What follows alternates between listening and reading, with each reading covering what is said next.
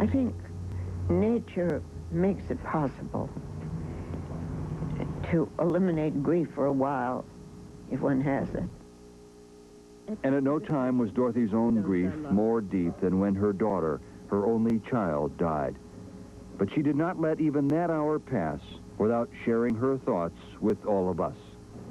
I would like to thank my many friends and viewers who expressed their sorrow at my loss.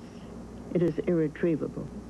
Much of my happiness was dependent on my daughter Dorothy, who made my days and years rich with affection and laughter. She was full of grace, and she lived her life with both grace and felicity. She was tender and quick, with understanding and sympathy. She was proud, too proud, to ever engage in anything but integrity and beauty. She drank in life with greed, every sound of music, every challenging idea, every drama, all new ideas in the scientific world won her interest. She looked upon life as a rich garden, and the perfume of life intoxicated her with great excitement. She lived fully as an aristocrat, one of the noble ones of life. Life to her was a gift, and she wore it proudly and appreciatively. Her death has not only saddened me, but I will never be whole again.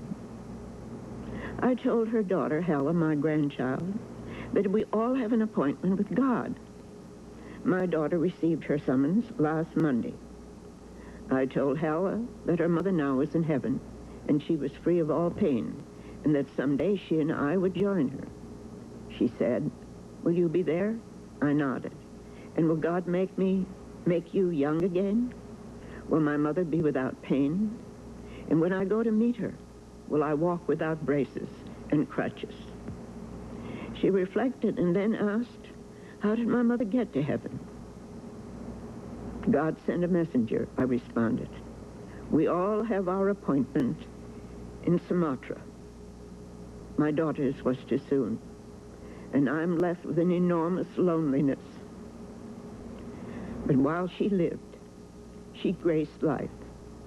Those who knew her shared her warmth, understanding, and her enormous loyalty. She was gallant and heroic, and took her anguishes quietly, with no reproaches against fate.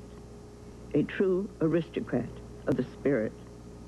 She was blessed with an incomparable intellect. She was a gift given to me. And for those of you who have walked in the valley of anguish, and for those of you who must someday walk through that valley, all of us must. Our tears will join, and the sun will never shine as brightly as it once did for me. The sound of her voice,